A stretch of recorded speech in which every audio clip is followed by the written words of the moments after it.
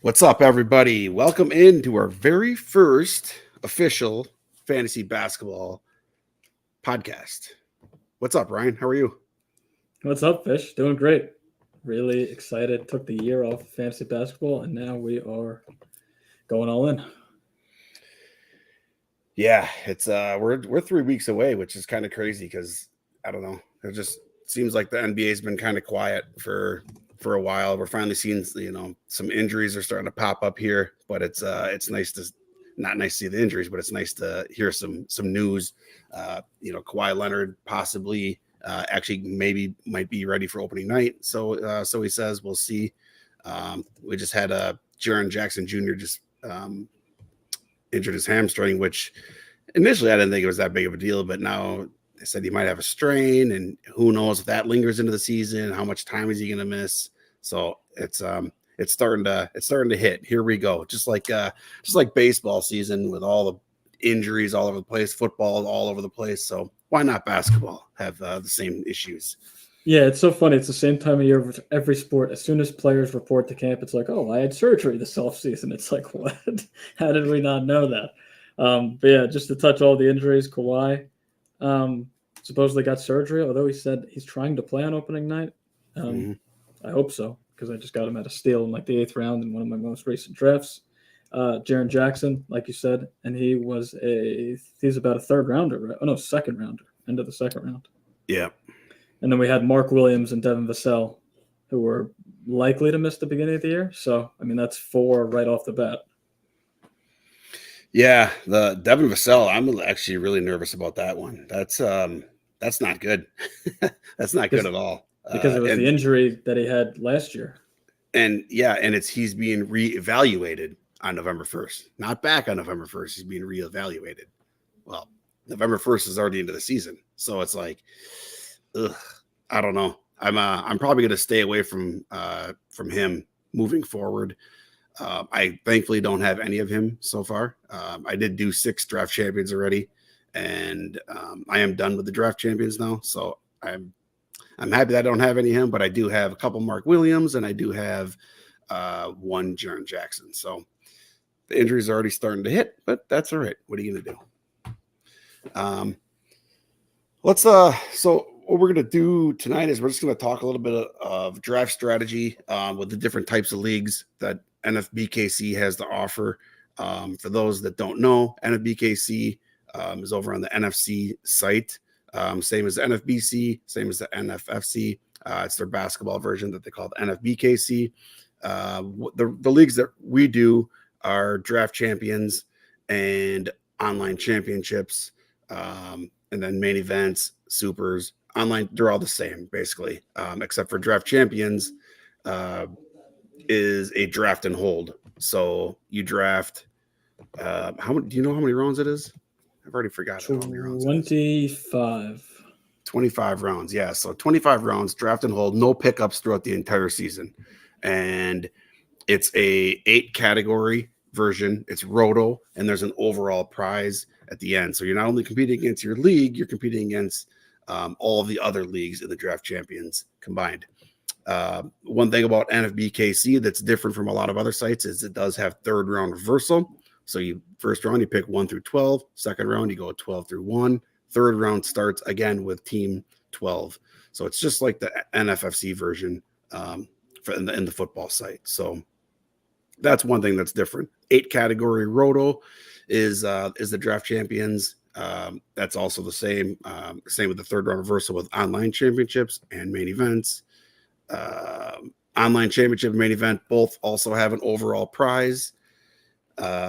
Usually the main event, there's usually like 6 leagues. I think there's 6 leagues last year, but I think the overall prize is based off of 5 leagues. So more leagues that happen, the higher the grand prize goes.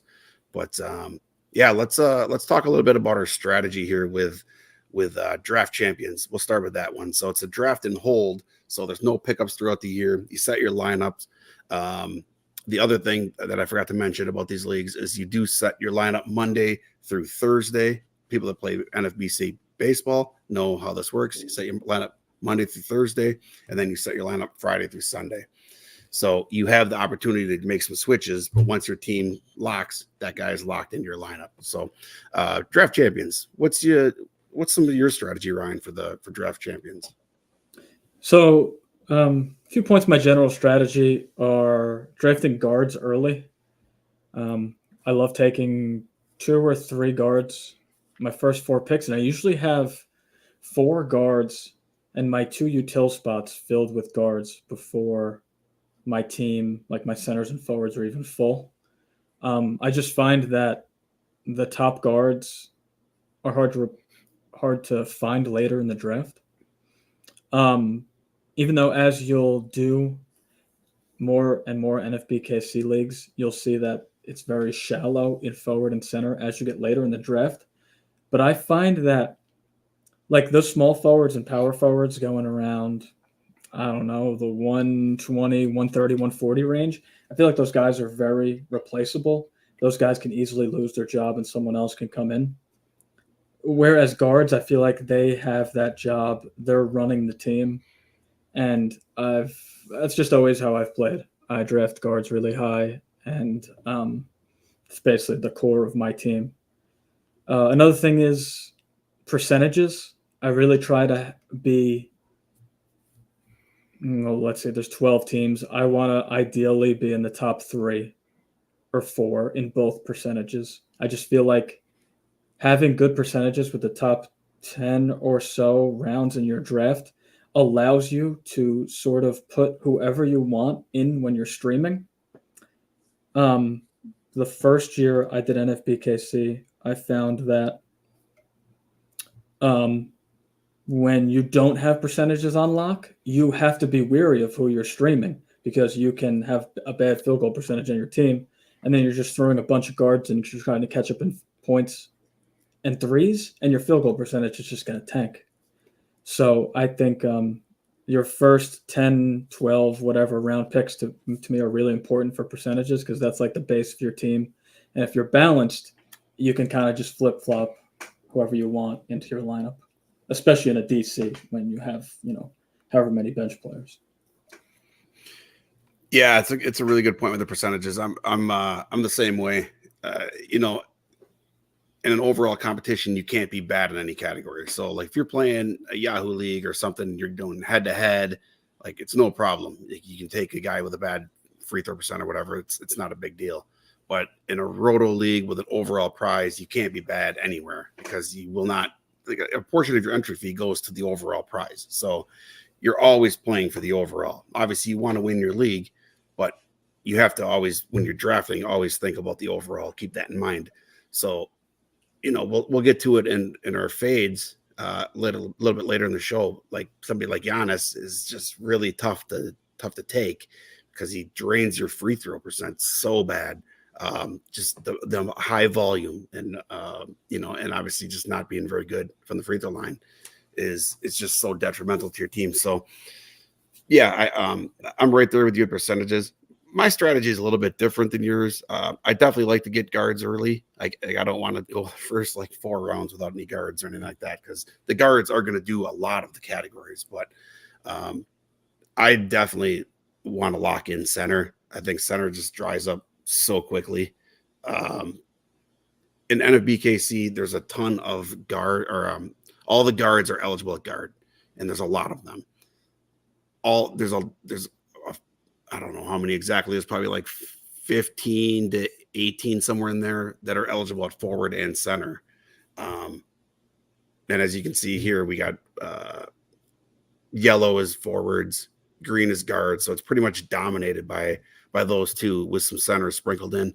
Somebody like Victor Wembanyama is somehow eligible at forward and center. I don't understand how because he's only a center, but that's part of the strategy. Like, yeah, I have 2 shares of Wembanyama, and I have him as a forward because I think it's a cheat code at forward because you get him at forward and then you get 2 actual centers and you've completely dominated rebounds, you've dominated blocks, you've dominated field goal percent because that's the one thing Wemby doesn't do great as a center is field goal percent, but as a forward it doesn't hurt you as much.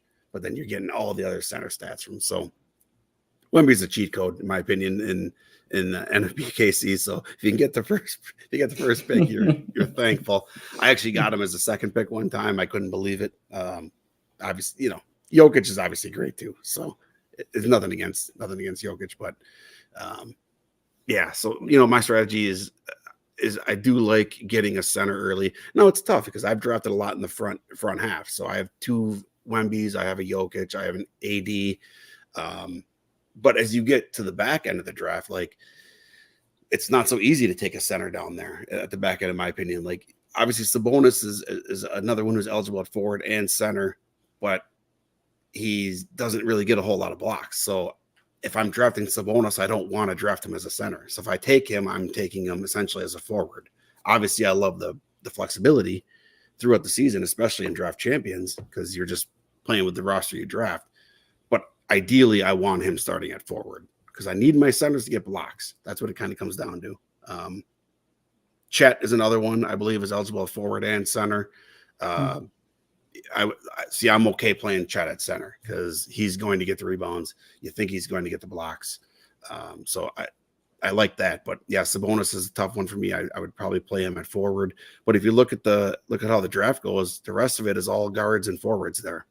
So your start, Ryan, that you like with guards, like the back end, you're probably comfortable back there because you're able to get an Anthony Edwards, and go pair him with Devin Booker, Lillard, or Mitchell if you're into him. Sometimes some drafts you might be able to get Halliburton and Anthony Edwards at the wheel. So you're probably a little bit more comfortable back there, whereas I'm a little bit more comfortable at the front end because I like to get that big center. Yeah. So in the OC I'm drafting right now, I started Edwards, Barnes, LaMelo Ball, Lauri Markkanen, and Emmanuel Quickley. So I don't have a center, and Barnes is essentially a guard. He's just forward that does guard things.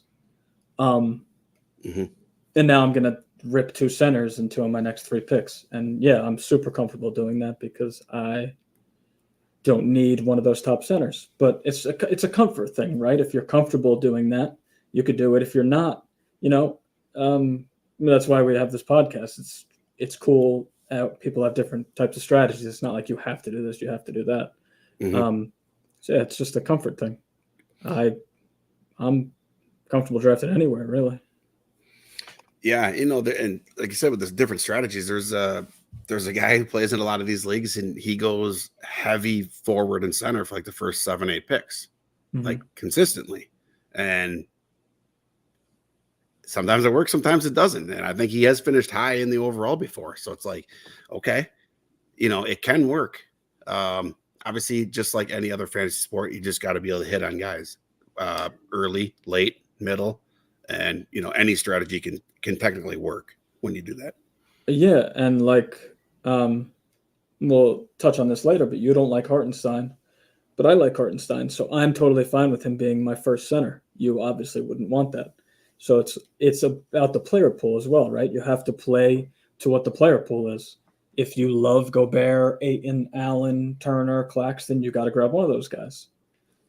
So yeah, it's all about the player pool too. Yeah, and some of these centers are easier to take depending on who your first few picks are. Like you have a DC we were just talking about before we went live, where you were able to take somebody like Claxton who has a poor free throw percent because you had loaded up so much on heavy, high volume, elite free throw shooters early. So Gobert, Claxton, these guys aren't going to shoot for a good free throw percent. Neither is Sengun. But what Claxton and Gobert do is they get you a ton of blocks. So to me, that's a little bit more my type of center. I like the centers that are going to get a lot of blocks and get a lot of rebounds, high field goal percent, just the typical big man stats. So that's why I like Gobert. That's why I like Claxton. Jalen Duren is somebody who I'm super high on, but we haven't seen the blocks come to fruition yet. He was really good at blocks in college, but we just haven't seen it consistently at the NBA level. But what he does do is rebound at an insanely elite clip. I mean, I think he's going to lead the league in rebounds this year. his free throw percent was really good last year. Can that continue forward? If that can continue forward and he can stay healthy, which has been a huge issue, I think he's one of the steals of the draft here. Vooch is kind of on the downswing of things, but he's another guy who shoots for an elite free throw percent. Doesn't really get a whole lot of blocks, but he chips in other categories. So it's very, you have to get centers at some point in the draft. So, but a lot of it is going to depend on who else you currently have, and that's tricky. Like, I love Miles Turner. I like Jared Allen. DeAndre Ayton was a beast in the second half. But Ayton doesn't get blocks. So if you don't have blocks already and then you take Ayton, you're going to be behind. Like, that's just, there's no way around it, So I don't know. It's centers. I'm always very mindful of where I'm going to get my centers going into a draft. Yeah, I think it's a great talking point because there's not a lot of them. So you have to have some you cross off, some you love, and you just got to deal with having, because you don't want to load up on too many. You have to diversify at some point, because if you have 80% Nick Claxton and he gets injured, there's no replacing his production on the wire. So I think it's really important to diversify and find out who you want. I'm still laughing. I know no one in the podcast is going to understand. Well, I hope they are. If you saw the media day video, when DeAndre Ayton called himself dominating, I laughed so hard. That's why I was laughing when you said DeAndre Ayton, because I just thought of it. It's literally one of the funniest things I've ever heard in my life. That he nicknamed himself dominating. I hope he actually has that mindset this year. I want to draft him just to make a team named Dominating. I hope he has that mindset for this year, because in the second half of the year last year, he was dominating. He was awesome. But it just seems like sometimes he just goes through the motions. Like, he just doesn't have the whole drive.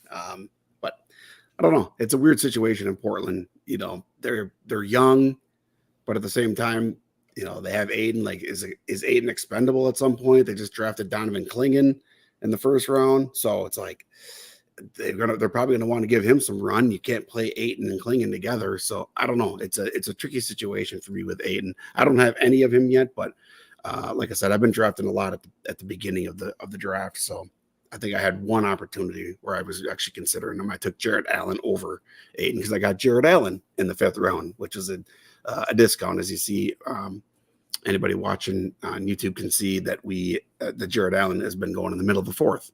So getting that value on Allen in the 5th was nice. Yes. So do you want to go right into round by round fades? Do you have anything else you want to talk about? I'll just mention one other thing. When it comes to OCs, where there's a waiver wire, I think it's a lot easier to find guys that hit 3-pointers. So I'm not overly concerned about being a little behind in 3-pointers at the draft, or like when the draft ends.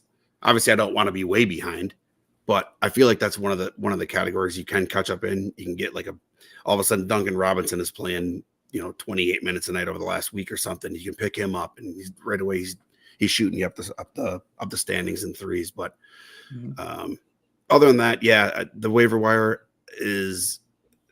I've always had a tough time getting centers and forwards off the waiver wire. I've always been able to get guards for whatever reason. Tyrese Halliburton gets hurt. Okay, well, now you're going to go pick up TJ McConnell, and you got to pay a pretty penny to get him because everybody wants him, right? But at the same time, when McConnell plays heavy minutes, he produces exactly how you want him to produce. Gets a lot of assists, gets a lot of steals. So it's just been generally in the past, it's been easier for me to find guards off the waiver wire. So I don't want to be behind in fab leagues at center. And I really don't want to be behind in center in DCs either, but it's a little bit easier because you can backfill with centers a little more in DCs because, guys like Nick Richards, I had him a lot last year. I think he's going to be another guy this year. You're going to want to have some shares of in DCs because Mark Williams has proven he can't stay healthy. And when Mark Williams is hurt, Nick Richards plays a lot, and there's a body. He's eligible, another one that's eligible at forward and center. So he's like a perfect DC pick, just for flexibility. But I don't know. Do you have any other things you want to point out between OCs and DCs, fab leagues, and draft and holds? Well, I totally agree with what you said about centers. They're very hard to find on the wire. It's basically just like guys that get hurt and the backup you pick up. But the one thing that I try to do in OCs, I try to just hit home runs with bench players. I try to take a guy that's maybe in a position battle, and after camp, his value will skyrocket because he's starting now when everyone thought he was going to ride the bench, or someone who's super injury prone that falls and you just want to ride it out until he gets hurt. Someone like Zach LaVine. Not that you get him as a bench player, but I'll take someone like that in an OC because I'll, ride him out.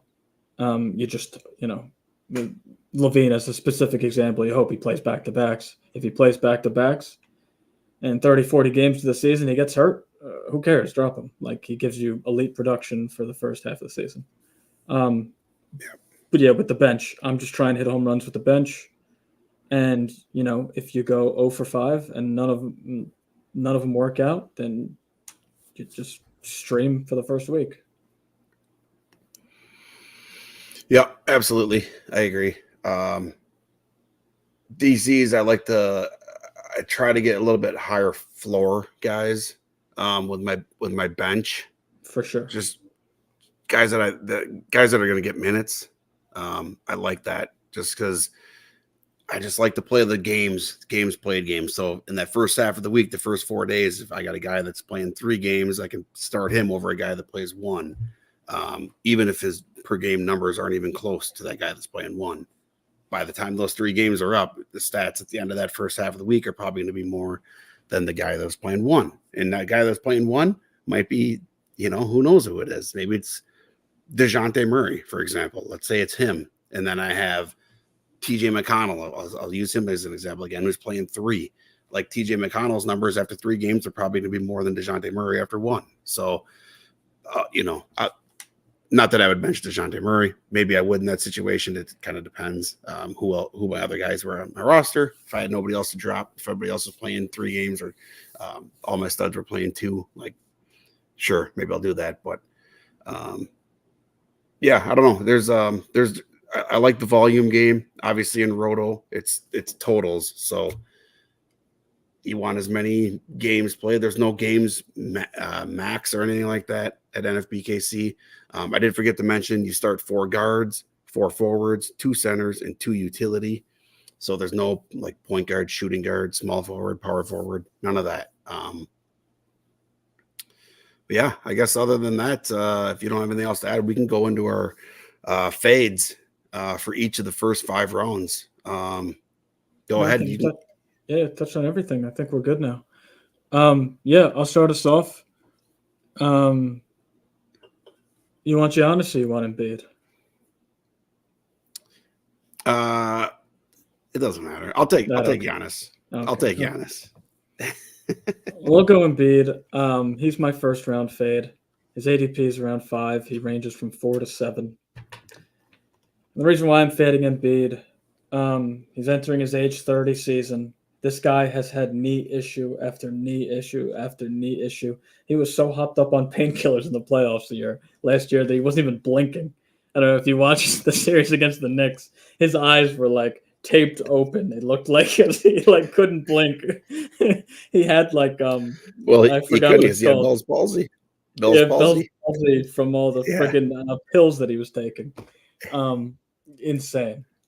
And the thing. Again, I'm not trying to play doctor or whatever, but the more and more you get knee surgery, the weaker and weaker your knees get. So again, like guys like him and Kawhi that have knee issues, it's only going to get worse as you get older. Not that that's just like common sense. And then the other thing, Embiid had a quote the other day where he said he is focusing on being healthy for the playoffs, and he doesn't care about the regular season. He doesn't care about making the All-Star team or winning MVP. He wants to be healthy for the playoffs, which doesn't necessarily mean this, but I interpret it as he's going to sit sporadically so that he can be healthy for the playoffs. That would be the only thing that would make sense.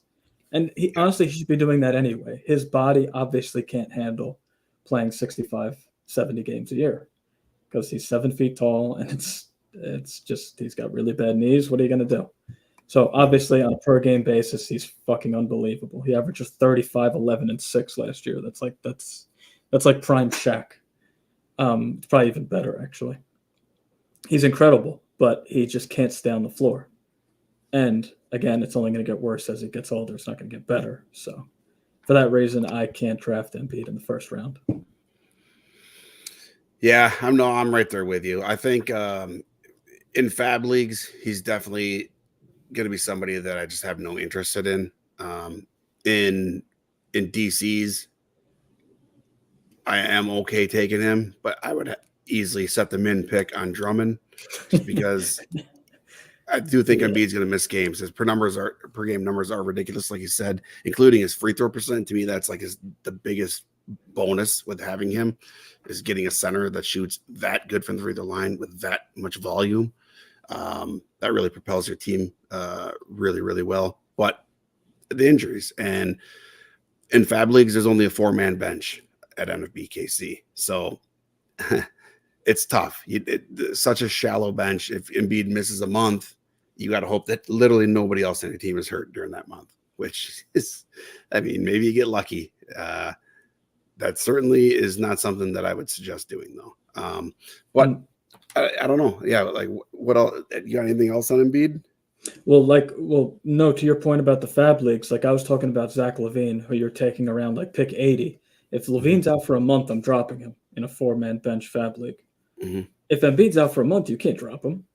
No. If he's out for 2 months, you can't drop him. So it's like you have a 3-man bench for however long he's injured for, and that just hurts you so much. Yeah.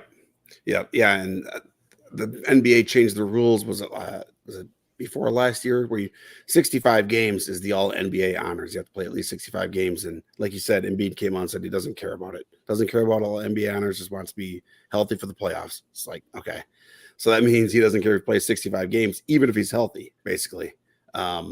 So yeah, I think even if he stays healthy through the year, he's playing 60 games tops, and that's just tough. That's tough in an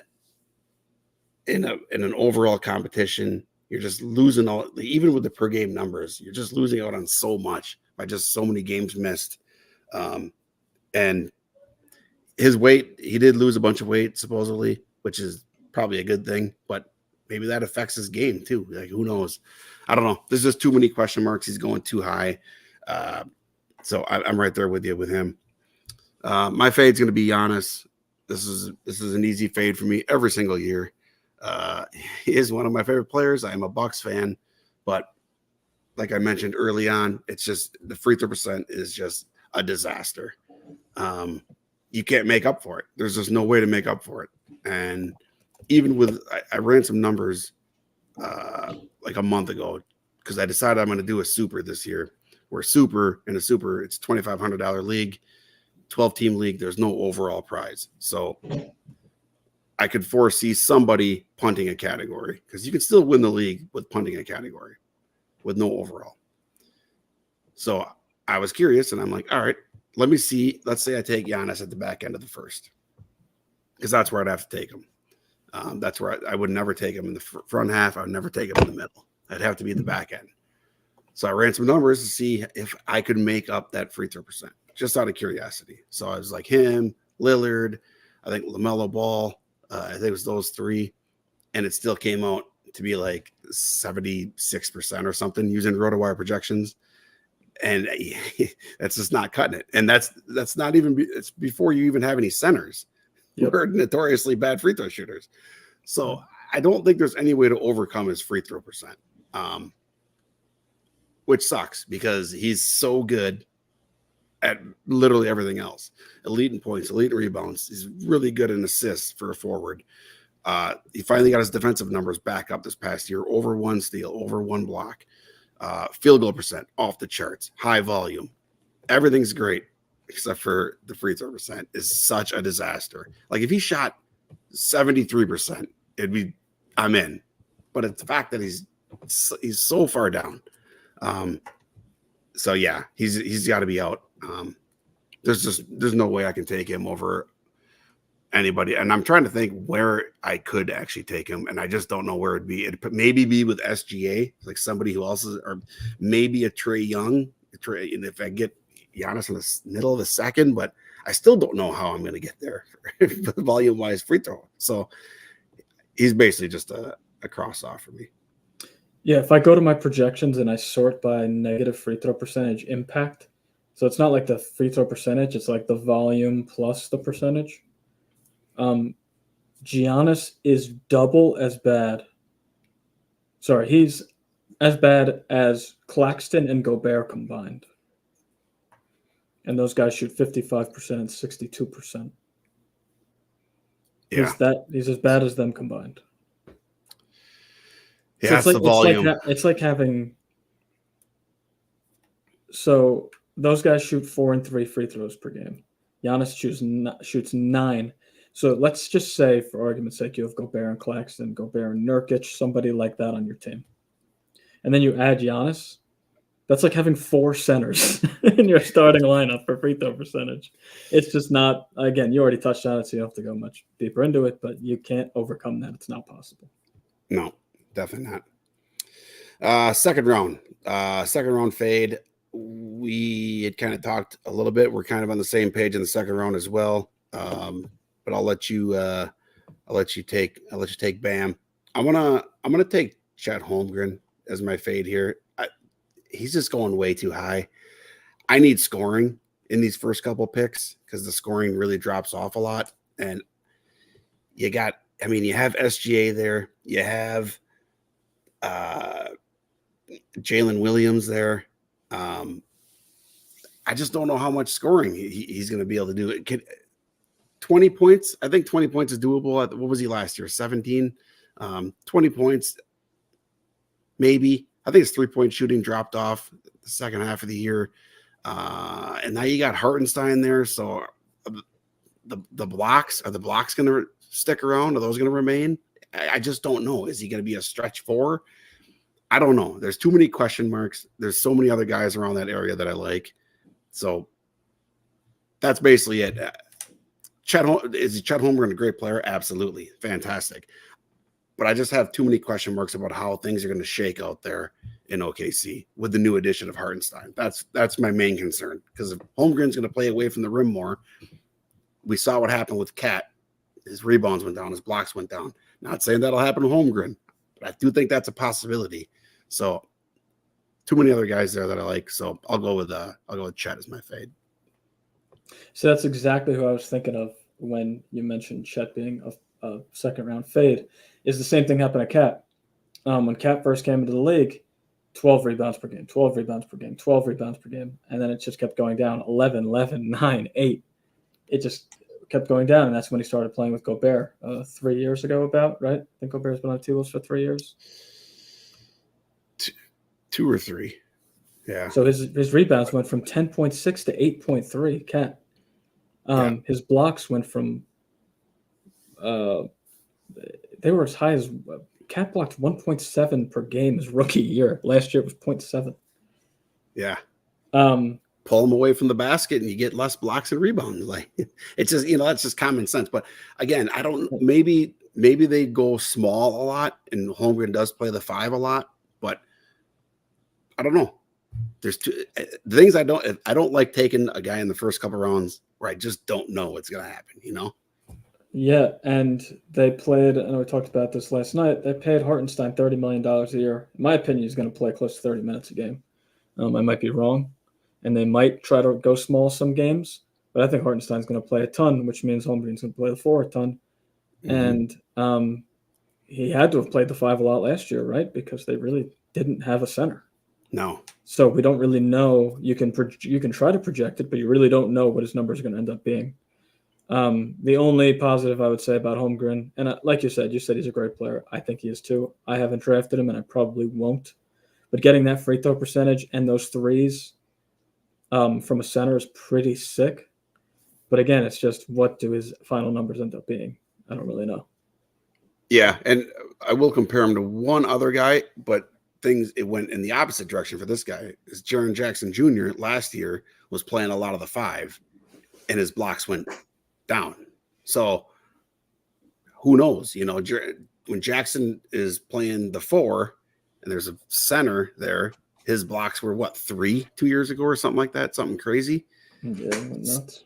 Yeah, and then last year you had was Steven Adams that got hurt, so Jackson was forced to play the 5 a lot, and his blocks went way down. So it kind of went the opposite way that happened with Cat. So I just there's again with Holmgren, I just don't know, and I don't like drafting what things that I don't know, and with such a high draft pick. So Chet's my fade. What do you got for you got Bam for your round 2 fade? Yeah, my round 2 fade is going to be Bam. And again, it's the same thing as Holmgren. I don't think he's a bad player. The assists are obviously elite for a center.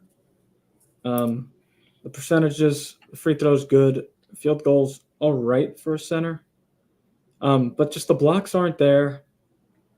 And you're taking him over so many elite guards. I can just never even come close to doing it. I mean, if you're taking Bam, at the end, you're taking him over De'Aaron Fox. You're taking him over Fred VanVleet, DeJounte Murray, Tyrese Maxey, Cade Ball, Kyrie. I couldn't even come close to taking him over any of those guys. That's really Yeah, me too. Absolutely. Yeah, you know, he had a couple years in a row where he had 5 assists a game, and he's been under 4 for 3 in a row now. He's been under 1 block a game, 3 in a row. His free throw percent, while we think of it as being pretty solid, 2 of the last 3 years he's been 75%. So I don't know. He's a guy that I just really don't have any interest in, but it's mostly because of the blocks. I just like to have centers that get blocks. It's kind of the same reason why I don't really like Sabonis as taking him as a center. I'd have to, like I said earlier, I have to play him at forward because he doesn't get a whole lot of blocks either. Bam is another guy at forward, center eligible. So if you do take him, you can play him at the 4, but he doesn't hit threes. So it's like taking a 0 3-point guy at forward is tough. So I don't know. He's a tricky guy to try to work into your grand scheme of things. I don't know. I see. Again, looking at ADP and talking this out more. Well, I don't know why he goes a pick above Miles Turner, and I actually prefer Turner straight up over Adebayo, because you're getting at least 1 more block per game, you're getting more threes, and you're trading off rebounds. But you're trading off rebounds and assists, and I guess steals. Adebayo steals a lot more than Turner. But I can stream those things. I can, like we talked about with games played in DCs, I can stuff my lineup and I can out rebound, assist, and steal people because I play more guys than anybody else. So I don't really care about those categories for a center. Turner's gonna triple him in threes almost, double him in blocks, and everything else is similar. So I don't know. I would take Turner straight up over Adebayo. Yeah, and I agree. He goes 2 rounds later. I agree. I'm right there with you. Another guy is Jalen Duren. I just don't really see much of a difference. I actually see way more rebounds from Duren than Bam. Yeah, I don't know. Bam's a pretty easy fade for me. And another thing with the assists and steals you were talking about, well, that's all those guards right there. De'Aaron Fox, LaMelo Ball, those guys are elite in those categories. So it's like, I would easily take them over Bam and then grab my center later on that does something pretty similar to Bam. Let's go to round 3. I'll let you lead us off in round 3 with your fade. Kind of taking the easy way out, but I actually have 2. I'm not sure. Should I do LeBron or Joe? You go ahead, whichever one you want. I'm not fading either one of those guys, so I guess I'll go LeBron then, just because he's the best player ever. I think he's the best player ever. I'm going to fade LeBron. I know he is still very good at basketball, but he's going to be 40 years old. And yes, he just played 71 games last year, and he played in the Olympics, and he played in the playoffs, I think, that the Lakers made the playoffs. Yeah. At some point, his body's going to break down, and he can't take this anymore. And the previous 3 seasons, he played 55, 56, 45 games, 67, 55. So it's obviously started to happen already. And I know the NBA implemented that rule that you have to play 65 games to qualify for the All-NBA, and that incentivized a lot of guys to play more. But there's a reason why they do load management. Like, they don't just do it for shits and giggles. These guys, the NBA season, again, that's at a podcast in itself, but the NBA season shouldn't be 80 games long. These guys' bodies just can't handle it. Too strong, too physical, and they just can't handle it. So LeBron's the best player ever, but his body's going to break down at some point, and I just can't not draft a 40-year-old in the 3rd round. I can't do it. Sometimes you get Justin Verlander winning a fucking Cy Young at 39, and sometimes you get Max Scherzer, what he did this year, and threw like 50 innings and got injured 4 times. So yeah, I don't know. I can't draft a 40-year-old. So I can. I think this is the last hurrah for LeBron, elite season wise. I think he's got his son there now, so he wants to set an example for that. And I think this is it for him and AD. We know it's AD's team basically now. Obviously still LeBron's team, and LeBron does take over games late still. But if you look at his numbers, if you just look at his numbers, don't worry about the name, don't worry about his age. You just look at strictly his numbers. You would die to get those numbers in the 3rd round. It's insane. And from a forward, like getting all those assists from a forward, 8 assists a game last year. I can see that continuing because, like you said, the wear and tear on the body, he's probably going to drive a lot less, save himself for playoffs. He'll drive at the end of games, try to, win games at the end. But 25 points, 7 rebounds, 8 assists, 1.3 steals. He's been over 1 steal every game or every year of his career outside of the year before when he's at 0.9. 2 threes a game. He still shot 54%. This is 4th year in a row over 50% from the field. Free throws aren't great, but 75% you can deal with that. I don't know. I think he wants when he retires, he wants to never be caught in any categories. I think that's my opinion, including all NBA, which you have to play 65 games to get. And I think that he wants that. So because of that NBA implementing that rule, he's not going to just sit games unless he actually is hurt. So you give me 65 games of those numbers from a forward in the 3rd round. I'm gonna take that all day. So I'm definitely very much in on LeBron in the 3rd round. I actually took him at the end of the 2nd in one draft with, I can't remember who I had. I think it was Victor. I think it was Wemby. It's Wemby or Jokic, obviously one of those two. But I did take him there. So I'm in on LeBron. I'm in on LeBron for 1 more year. I think he's got 1 more elite season in him. I hope so, for your sake. That's my only share. So no, still share. Still, I always root for you. So if he has a good year, I won't be upset. But yeah, it's just the age thing. Obviously, when he's on the court, he's unbelievable.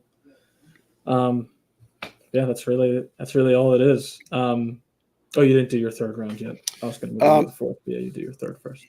Yeah, it's going to be a common theme here that we've already been talking about, but I think Sengun is going to be my 3rd round fade. I know he was awesome last year. A lot of assists, he makes a lot of plays. We did see somewhat of a breakout from him. We saw a really nice stretch of games He's a good rebounder. Again, it's the blocks. I just can't take a center that doesn't get blocks early in drafts. I don't know what I can't. I feel like I can't overcome it. But I do. I like the scoring is good. The rebounds are really good. The assists are really good from a center. The steals are pretty good. The free throw percent is atrocious. 69% last year and 5.6 attempts. So the free throw percent in the blocks. I don't like getting behind in those. I'm trying to think of a build where I'd be okay taking him. And I just don't know what that'd be. Maybe with an Anthony Davis squad. I don't know. There's just too many other guys I like in that third round. I like a lot of the guys in the third round, to be honest with you. Love Fred VanVleet. LaMelo Ball, if he's there. We already talked about LeBron. I like him. Cat, in this visual, is a third round. He is clearly no longer a third round after this trade. He's been going in the middle of the second. I don't know. There's other guys I like there. I like the centers that are going later too, in the fourth and fifth rounds better. So Sengun is kind of just a fade for me at this point, which is really disappointing because I remember us talking a couple years ago, like we couldn't wait to draft Sengun, and then the more we looked into him, it's just, I don't know, it just doesn't do enough, Like I just need a little bit more. Can he get one block a game? Then I got some interest, but 0.7 last year is just it's not good enough. So. Well, it's sad when we started this pod, he was like a fifth rounder. And that's when you could have hopped all over him and have been really good value. And now he even went in the second round in one of my recent drafts. I'm right there with you though. I cannot take Sengun. Doesn't do enough for me to take him over those elite guards. No chance. Even Jalen Williams and Bane, I couldn't take him over. Yeah. There's just too much other talent there for my liking with him. But you want to start us at round 4? Yeah, round 4. I'll start us off with another horrific free throw guy, and that's Zion Williamson. He has, aside from centers, he has the second worst free throw impact next to Giannis. He shot 70% last year on 7 attempts a game. Again, there's just really no coming up from that. And he's shot worse than that in the past, too. On top of that, he's also insanely injury prone. He played 29 games over the course of 2 full seasons in 21 and 22 before playing 70 last year. So I think last year, if you were going to draft him, last year was probably the time to draft him because he was going even lower than this. Now I have to pay a 4th round price for it. And even though he's going at the end of the 4th, and I'm sure he falls to the 5th in a lot of drafts, it's just not something I can do. There's just so many players in the 5th and 6th that I like more than him. And again, the free throw and the injury, it's just too much for me. Yep, same here. Same exact thought process. The free throws and the injuries. 70% from the free throw line last year, 7 attempts. 2 years before that, he was over 8 attempts. It's a death sentence for your team free throw percent. So I'm out on him too. Plus, you're not getting any threes. Literally 0. And the defensive stats aren't even that good. No, they're definitely not. And you know what else isn't good?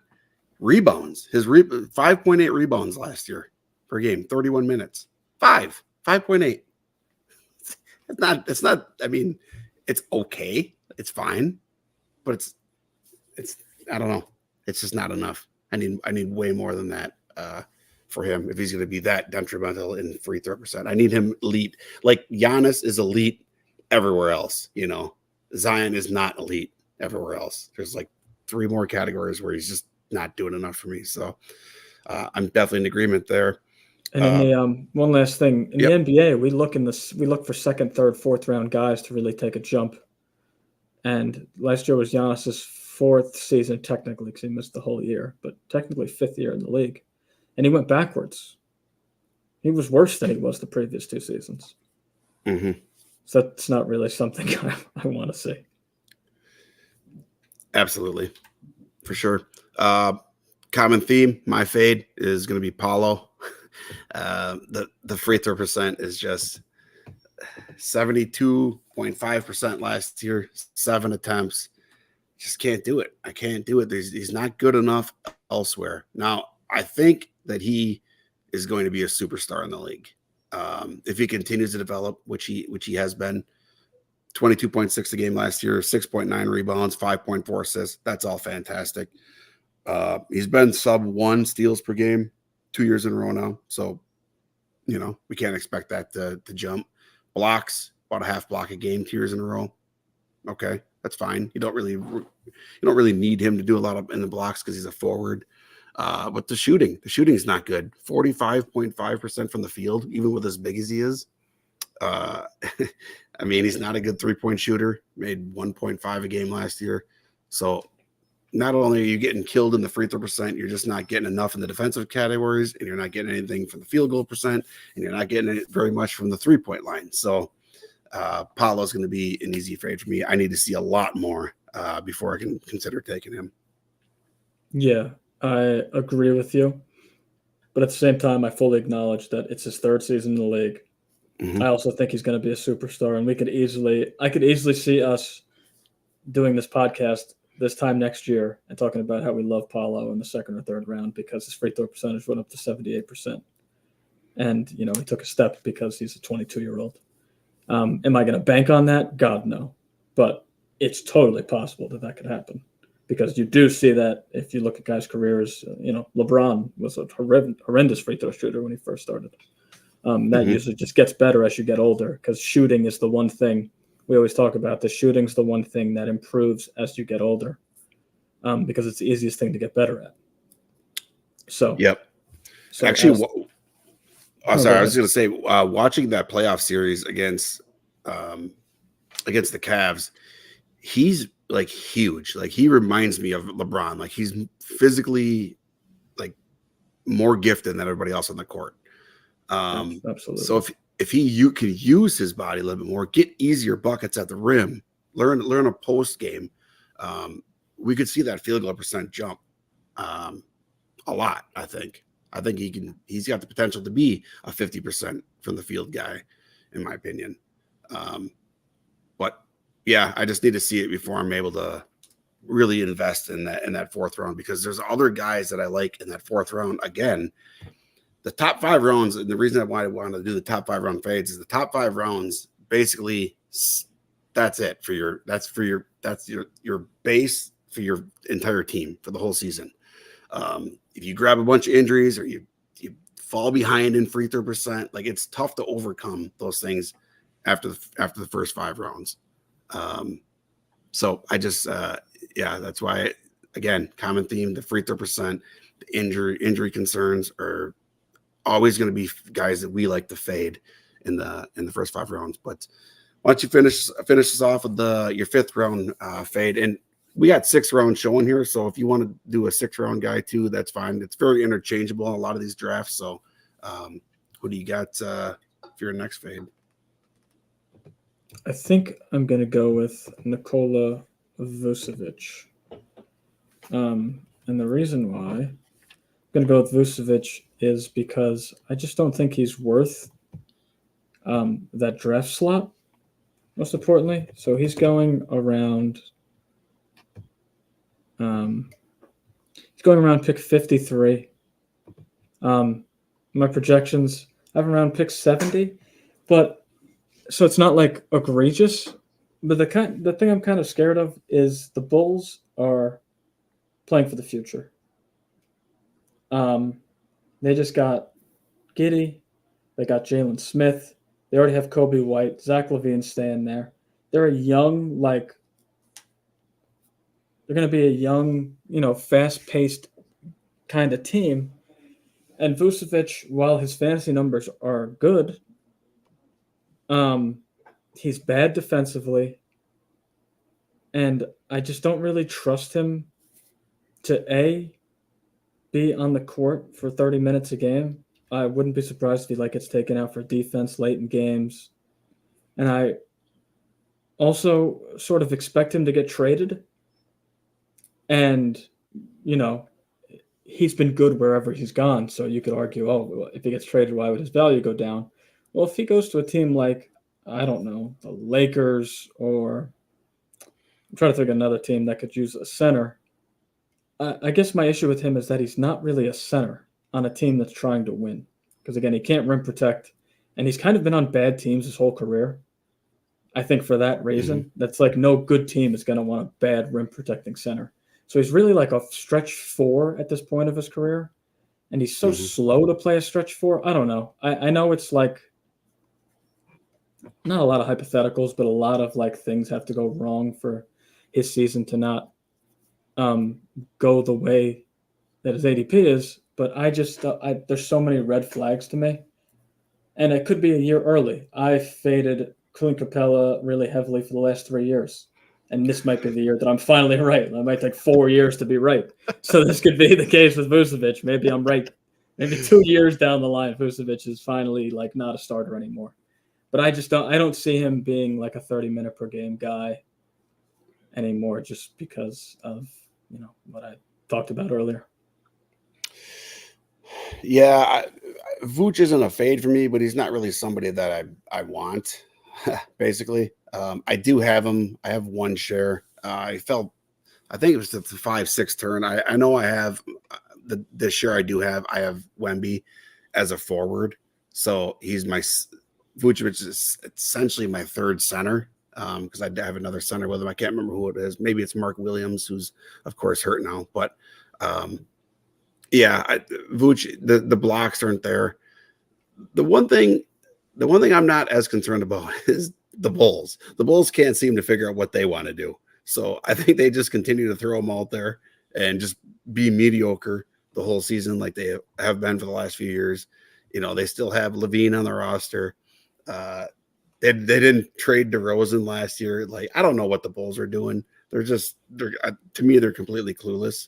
And that, to me, that's a good thing for Vucevic because they're going to keep him. I think that he's going to continue to play. I just don't know who else the Bulls have to play center either.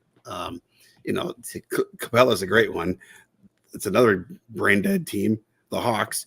I mean, you got Okongwu is good, and he's been waiting in the wings, and Atlanta just wants to stay in mediocrity. Now, Capella and Trae Young do play well together, but yeah, I mean, I don't know. You're not going anywhere, so why not play the young guys and give them experience and see if you have something in somebody like Okongwu, and then we can go from there. But I don't know. I think the Bulls just continue to stay right in mediocrity. They'll flirt right around the 8 seed and continue to trot Vucevic out there for his 18 points and 10 rebounds and a 3 good percentages. So he's not a huge fade for me, but he's definitely somebody I'm not targeting. My fade for round 5 is, and I'll be honest, I'm not really fading anybody in this round that I'm seeing here, but if I had to pick one, I'm going to pick DeRozan. I don't like the move to Sacramento. I like it for Sacramento. I don't like it for him. He's going to play second fiddle pretty easily. To me, that's De'Aaron Fox's team. And DeRozan, he's going to be his usual good in the percentages, but we've never gotten threes from him. The defensive stats, I think, are going to take a step back just because I don't think that he's going to be relied on as much. The scoring is going to take a step back. Rebounds, assists, I think it's all going to take a little bit of a step back. So, again, he's not really somebody that I'm fading, but for the sake of the pod, he is the guy that I'm least interested in this round from all the guys that are listed. Yeah, I haven't been able to draft him yet, so it's not like a huge fade for that reason. It's kind of just like I'm either taking Claxton or Duran. I like Quickly a lot. I like Giddey a lot. Bridges, like it's just a really good round. Even the 6th round, I like Tobias, Macau, Brandon Miller, Hartenstein. Like I'm not really fading a lot of these guys. So it's really just I think DeRozan could have a nice year, But what does he do with Fox and Sabonis are such high usage guys? Can they have 3 high usage guys all in one offense? I guess it's possible, but it's the same thing we were talking about with Chet. When you're drafting someone this high and you're unsure of what their role is going to be, it's like higher variance in their projections or whatever you think their numbers will be. It's harder for me to draft those kind of guys this early. Yeah, with Chicago, DeRozan was the closer down the stretch, right? Well, now he's joining the other guy, Fox, who's probably one of the best closers in the game. So to me, this is Fox's team. So Fox is going to be the one with the ball in his hands down the stretch. Will DeRozan make some plays? Absolutely. But with Chicago, it was DeRozan 100% of the time. Now I think it's going to be probably 75% of the time Fox, 25% of the time DeRozan. And the other thing, your draft strategy, the way you draft, like you said earlier, like you take a lot of guards early. Well, you're not targeting a lot of those guards there usually then because you're trying to, that's where you're taking your center, your forwards. And I'm kind of the same way. A lot of times by the time I'm around 5, I already have 1 center and 3 guards. So I'm looking to get my, first and second forwards or my second center, my first forward. So it's all about draft flow. And I'm sure things will shake up here as we approach the season, which is going to be in 3 weeks. But just kind of looking at the draft champions ADP now, it's kind of just what we're going off right now. That's all we can do. We're going to get preseason games going. We're probably going to get a boatload more injuries. Things are going to change. If another center goes down, that's going to thin the pool there. So now the centers are going to move up. So you're going to have guards and forwards that are going to fall down. It'll be chaos before the start of the season. But I don't know. Any final thoughts before we get out of here? Just a couple other players. Julius Randle. I could never draft that high. That's just because I'm not really a fan. And he's in a new role on a new team. How high is his usage going to be? I don't really know.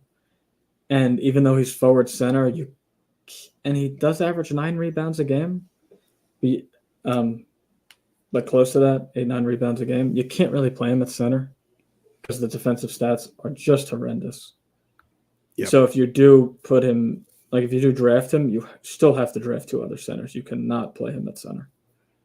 It would have to be like an emergency situation at DC where one of your centers get hurt, and then you just plug him in from forward to center. That would be the only reason.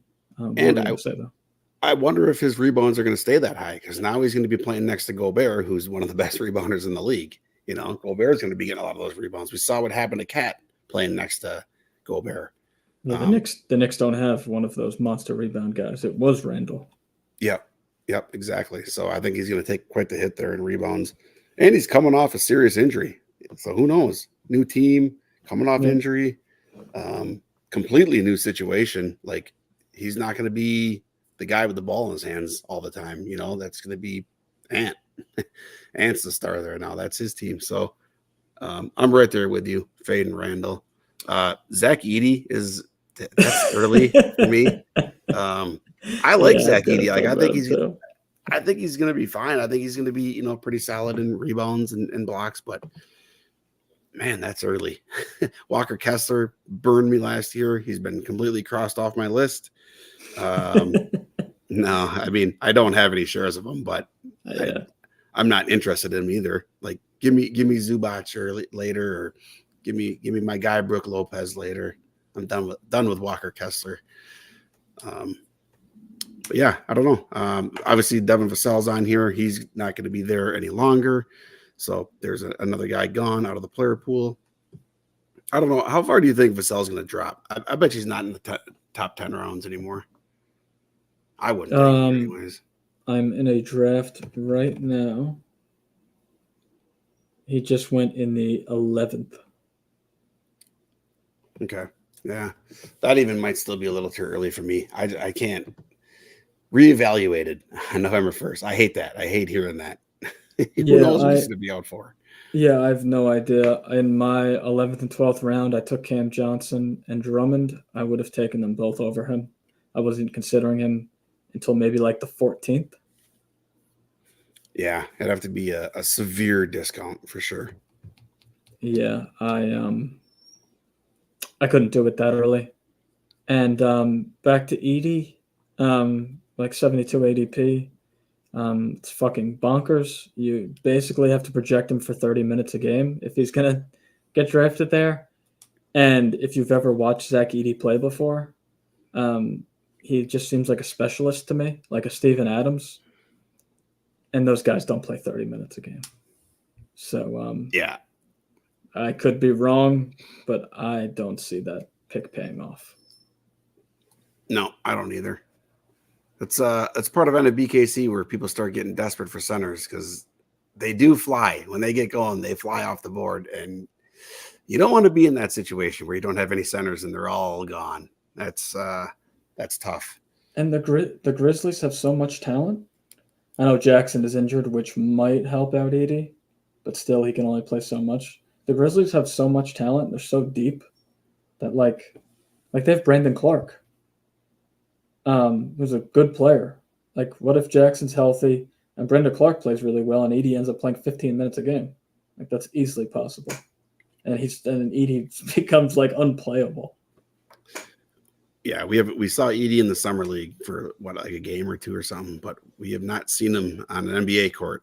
The game's a lot faster than the college game, so he is ungodly slow. He's going to get beat up and down the court with a team that can run. So, yeah, there's going to be certain matchups where he's not going to play a lot.